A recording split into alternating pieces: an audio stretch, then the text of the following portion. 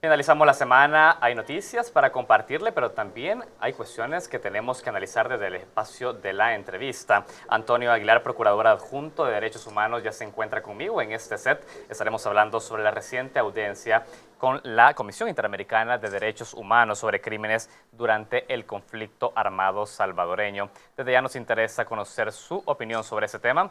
La pregunta que hemos dejado en redes sociales es ¿por qué creen ustedes que tanto la Fiscalía General de la República como el órgano judicial han demorado tanto para poder judicializar estos graves crímenes, estas graves violaciones a derechos humanos durante el conflicto armado? Estaremos transmitiendo sus interacciones desde esta pantalla en la parte inferior. Por supuesto, han sido tomadas en cuenta en la elaboración de esta entrevista. Hablemos del contexto de lo que hablaremos en los próximos minutos, y es que la Procuraduría de Derechos Humanos se presentó ayer ante la CIDH para señalar la impunidad en la que se encuentran graves casos de violación a derechos humanos durante el conflicto armado salvadoreño.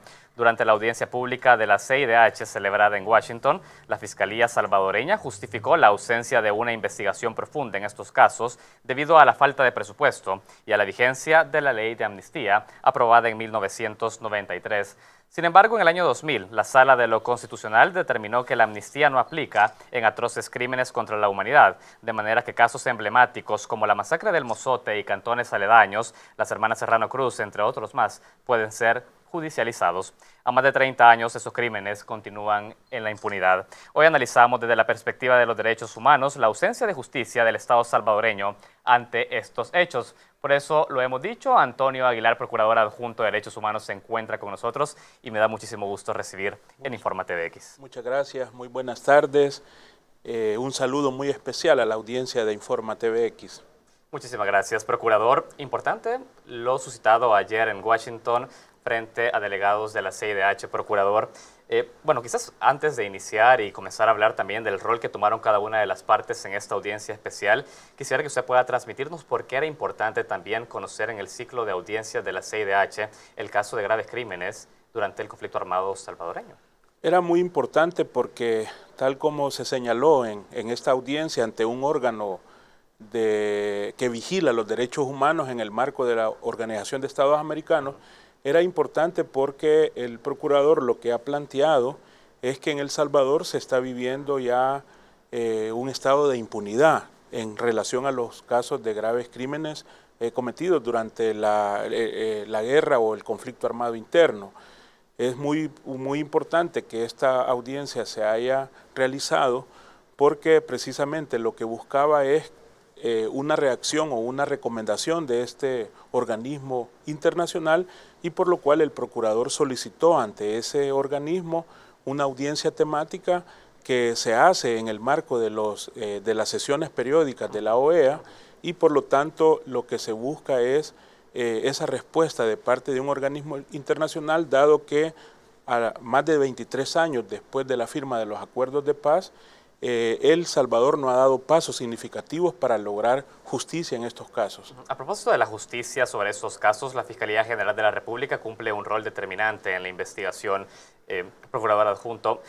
Y ayer, cuando escuchábamos las declaraciones de los representantes de la Fiscalía en esta audiencia, ellos decían, tenemos dos aspectos que bloquean que esta investigación avance. Por un lado, una ley de amnistía vigente en El Salvador, y por otro lado, decían la escasez de recursos financieros. Ellos hablaban poco presupuesto para su accionar. ¿Esos dos elementos bloquean, justifican esta ausencia de investigación, procurador? En ningún modo justifican la ausencia de investigación. En primer lugar, la parte de los recursos financieros, el procurador fue bastante claro que no se requiere una inversión millonaria, como lo mencionaba la Fiscalía General de la República, para poder emprender el juzgamiento de estos casos. Acordémonos que en esa sesión está representado el Estado salvadoreño, que tiene por Constitución y por tratados internacionales la obligación de realizar ese tipo de investigaciones, por lo cual no es justificante alegar el tema financiero para no cumplir con las obligaciones y con los compromisos internacionales en materia de derechos humanos. Quiero detenerme en ese punto antes de que siga el análisis, procurador. Es decir, con los recursos asignados actualmente a la Fiscalía General de la República, ¿cuenta con los recursos suficientes para poder impulsar cualquier tipo de investigación relacionada a estos graves delitos?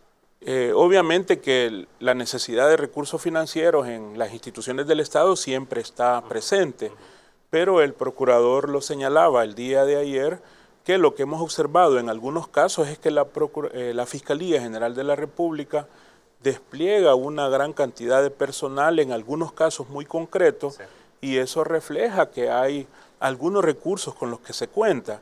Además, el tipo de investigaciones que se está realizando no necesariamente requiere grandes inversiones y sobre todo porque también en estos casos, que son casos emblemáticos, casos ocurridos durante el conflicto armado que están a la vista de la misma comunidad internacional, fácilmente se pueden conseguir apoyos.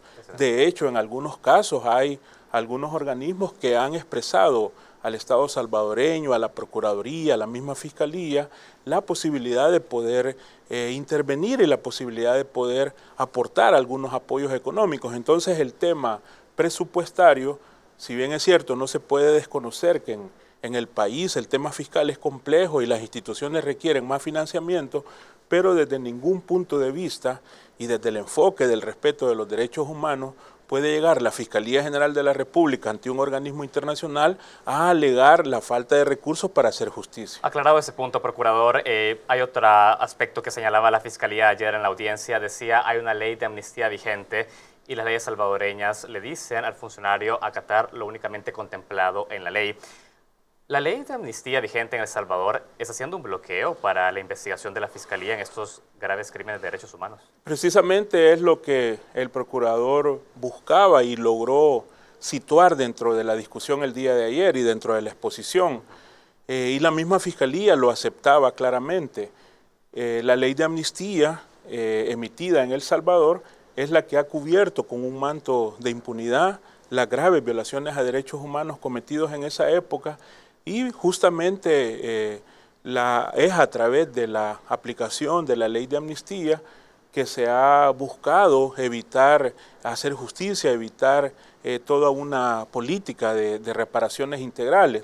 No obstante, tal como lo planteaba también el procurador en la audiencia, en la misma Corte Suprema de Justicia, y usted, Saúl, lo ha mencionado en el contexto de esta entrevista, estableció en una de sus sentencias que no puede alegarse la ley de amnistía, no puede invocarse la ley de amnistía cuando nos encontramos frente a casos de graves violaciones a derechos humanos, porque el derecho internacional de los derechos humanos no lo permite y además la misma Sala de lo Constitucional en esa sentencia del año 2000 planteaba que la misma justicia salvadoreña, los mismos procedimientos salvadoreños a través de la Fiscalía y los tribunales correspondientes eran los encargados que en cada uno de los casos concretos poder realizar el debido proceso. La amnistía formalmente no se puede aplicar.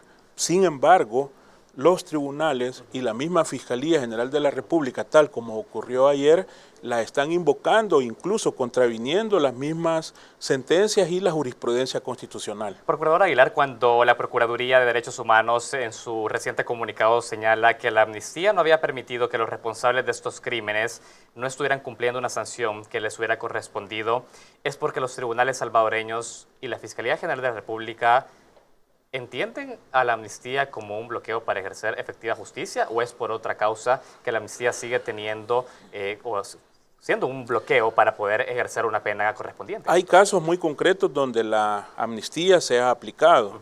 El caso de Monseñor Óscar Arnulfo Romero es un caso que tiene invocada formalmente la amnistía. Cuando no corresponde. Cuando no corresponde.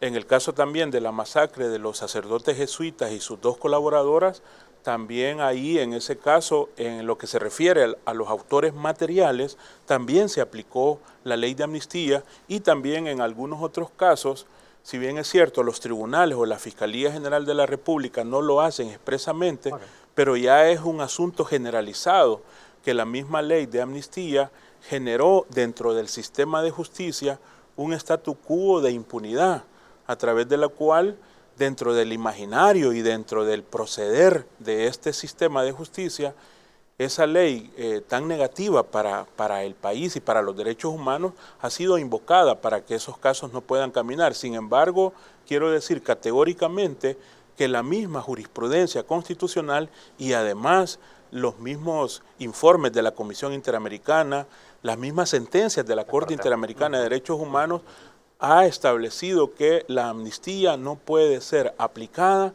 en caso de graves violaciones a los derechos humanos cometidas en El Salvador durante el contexto del conflicto armado interno. Con esa aclaración, procurador, yo tengo que hacer una pausa. Tengo dos preguntas que hacer. Una es por qué, a pesar de que ya existe una sentencia de la Sala de lo Constitucional, no se obliga a los tribunales salvadoreños a que sigan o que no la dejen de invocarla a la hora de conocer graves delitos a los derechos humanos. Y la otra, ayer la Procuraduría ha pedido que se derogue la ley de amnistía. La pregunta es, ¿por qué derogarla si ya existe una sentencia de la Sala que no la habilita? Estaremos hablando de esos puntos al volver de la pausa. Nosotros hacemos nuestro primer corte. Antonio Aguilar, Procurador de Derechos Humanos, se encuentra con nosotros. Ya regresamos.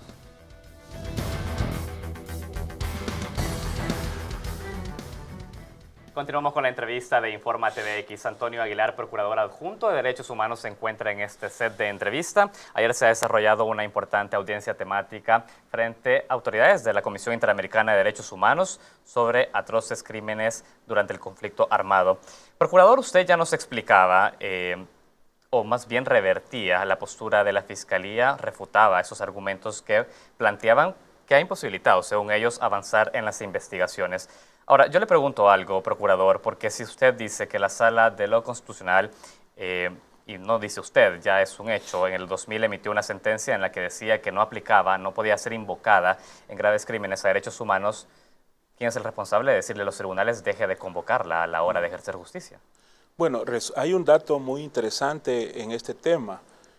En el momento que la Sala de lo Constitucional emitió esa sentencia en el año 2000, no fue lo suficientemente contundente para declarar inconstitucional la ley de amnistía. Correcto, es como parcial lo que hizo. Fue una especie de fallo parcial en el cual declaraba toda la ley de carácter constitucional, pero a la vez hacía la aclaración muy específica en el caso de graves violaciones a los derechos humanos. Correcto. Ahora nos encontramos en un momento muy significativo, nos encontramos en una nueva oportunidad que tiene la Sala, porque en el año 2013 se interpuso una nueva demanda de inconstitucionalidad referente a la ley de amnistía. Por lo tanto, el procurador le ha señalado a la Sala, y lo señaló ayer en el día de la audiencia, que es importante que este órgano de Estado, que este órgano de la Corte Suprema de Justicia, en esta nueva sentencia que ya desde hace 10 meses se encuentra a punto de emitirla, pueda de manera muy concreta, de manera muy contundente, establecer el carácter inconstitucional de la ley de amnistía y además dentro del fallo pueda hacer las explicaciones necesarias y los agregados necesarios para que el sistema de justicia en general, los tribunales y la misma Fiscalía General de la República pueda procesar adecuadamente estos casos. Incluso puede la misma Sala de lo Constitucional referirse a otros aspectos relacionados al tema del procesamiento de los mismos. Eso permitiría darle claridad a los tribunales para no invocar esta ley y poder ejercer justicia de una manera clara. Exactamente, tendría un efecto aclarador, pero además tendría un efecto de mucha influencia hacia el sistema de justicia y hacia la sociedad salvadoreña, inclusive tendría una influencia muy importante hacia las víctimas de las graves violaciones, hacia los familiares y también hacia todo el sistema internacional. Procurador, usted ha hablado del impacto que podría tener la inconstitucionalidad de la ley de amnistía en el aspecto judicial, que es del aspecto político, porque ayer incluso escuchábamos argumentos de la Fiscalía General cuando ellos planteaban el caso salvadoreño es complejo, hubo una amnistía para un caso particular, un caso complejo, y hablaban incluso, en su análisis, que la amnistía mantenía la estabilidad política de El Salvador. Una inconstitucionalidad de la ley de amnistía ha sido estudiada por la Procuraduría de Derechos Humanos que podría generar inestabilidad política en el país. Sí, ese argumento es totalmente falso y se ha logrado demostrar en diferentes estudios y en diferentes documentos. Los acuerdos de paz, uno de los aspectos fundamentales o de los pilares que buscaban era la reunificación de la sociedad salvadoreña. mientras en el país exista una ley de amnistía, difícilmente se puede lograr esa reconciliación nacional, difícilmente se puede ir construyendo una verdadera democracia. En ese sentido, los sectores políticos o los diferentes sectores nacionales deben de comprender que tal como lo han hecho otros países, en Argentina, en Chile, en otros países a nivel mundial, se debe de trascender hacia una política por la memoria, por la verdad, por la justicia y por la reparación. Excelente. Eso de ninguna manera vendría a entorpecer o vendría a obstruir la estabilidad política, por el contrario, lograría ir sentando las bases para reconstruir ese tejido que después de 23 años de los acuerdos de paz no se ha podido reconstruir y sobre todo lograr la reunificación. No se pide de ninguna manera la venganza, no se pide de ninguna manera hacer algún tipo de distorsión en ese sistema, sino que lo que se pide es lograr que en El Salvador se haga esa justicia en beneficio de la paz del Salvador y también en beneficio del derecho que las víctimas tienen a la verdad.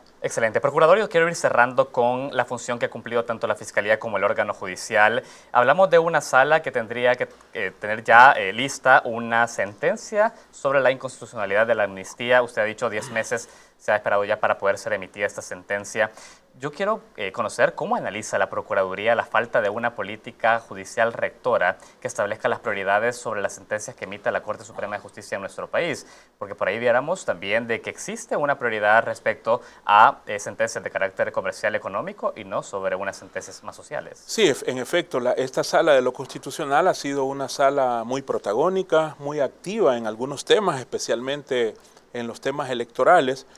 Creemos que ahora la sala tiene una gran oportunidad para que sea contundente, para que dé un esfuerzo en beneficio de estos casos y eso permita a la sociedad salvadoreña y que le permita a la institucionalidad estatal poder ir sentando las bases para la justicia, la verdad y la reparación integral en estos casos de graves violaciones a los derechos humanos. Entonces, como Procuraduría, hemos recibido un informe de parte de la Sala de lo Constitucional y hemos constatado que desde hace 10 meses el caso de demanda contra la ley de amnistía se encuentra ya a punto de emitirse sentencias. Entonces el llamado que le hacemos a la Sala de lo Constitucional es que de manera significativa pueda contribuir a que en El Salvador podamos lograr esa reunificación de la sociedad salvadoreña a través de sentar las bases en favor de la justicia en estos casos graves en el país. Excelente. Procurador, tengo que irlo despidiendo de esta entrevista. Hay un punto nada más antes de que se vaya,